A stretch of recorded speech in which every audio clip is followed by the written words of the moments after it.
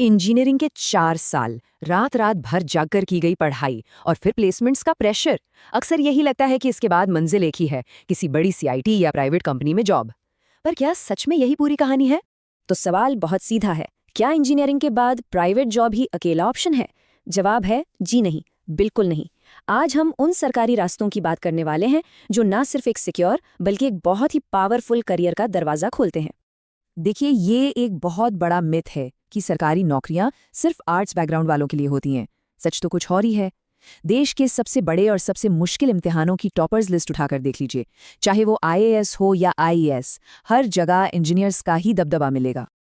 तो इतने सारे मौकों के बीच अपना रास्ता कैसे चुने? इसका जवाब सिर्फ एक नंबर में छिपा है, 3। जी हाँ, इंजीनियरिंग के बाद सरकारी नौकरी के जितने भी रास्ते हैं उन्हें हम बस 3 बड़ी कैटेगरीज में बांट सकते हैं। और यही 3 कैटेगरीज एक तरह से पूरा रोड मैप है। इनसे ये क्लैरिटी मिलेगी कि मेहनत आखिर किस दिशा में करनी है। तो चलिए एक एक करके इन रास्तों को समझते हैं। तो ये रहे वो 3 रास्ते। पहला, कोर टेक्निकल एग्जाम्स, मतलब वो जगह जहां इंजीनियरिंग की डिग्री ही सबसे बड़ी सुपर पावर है। दूसरा, नॉन टेक्निकल और एडमिनिस्ट्रेटिव एग्जाम्स, जहां एक इंजीनियर का एनालिटिकल माइंड उसे सबसे आगे रखता है। और तीसरा, डिफेंस और रेलवे एग्जाम्स, जो देश सेवा और इंजीनियरिंग का एक कमाल का कॉम्बिनेशन है। तो चलिए सबसे पहले उस रास्ते की बात करते हैं जो सीधा 4 साल की मेहनत से जुड़ा है। ये वो नौकरियां हैं जिनके लिए ही असल में इंजीनियरिंग की पढ़ाई की गई है। यहाँ पर टेक्निकल नॉलेज ही सबसे बड़ी ताकत है। इस कोर डोमेन में भी 4 बड़े रास्ते खुलते हैं। पहला है ईएससी या आईईएस, जिसे इंजीनियर्स का आईएएस भी कहा जाता है। दूसरा है गेट, जो देश की टॉप पीएसयूज में एंट्री की मास्टर की है।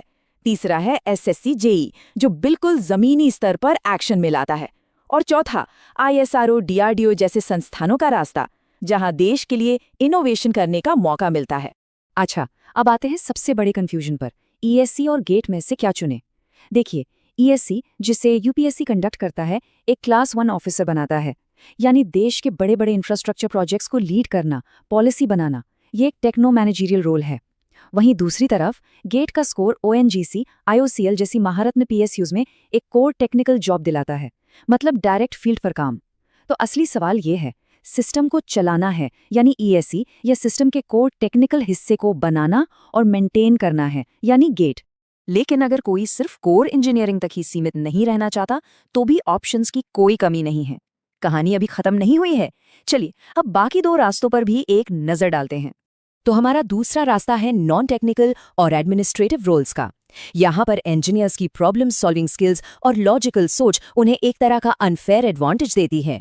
चाहे वो यूपीएससी सिविल सर्विसेज से आईएएस आईपीएस बनना हो, स्टेट पीएससी से एसडीएम या डीएसपी बनना हो, या फिर बैंकिंग सेक्टर में एसबीआई पीओ जैसी टॉप पोस्ट हो, हर जगह इंजीनियर्स अपनी धाक जमा रहे हैं। और तीसरा रास्ता उन लोगों के लिए है जिनके लिए डिसिप्लिन, एडवेंचर और देश सेवा सबसे बढ़कर है।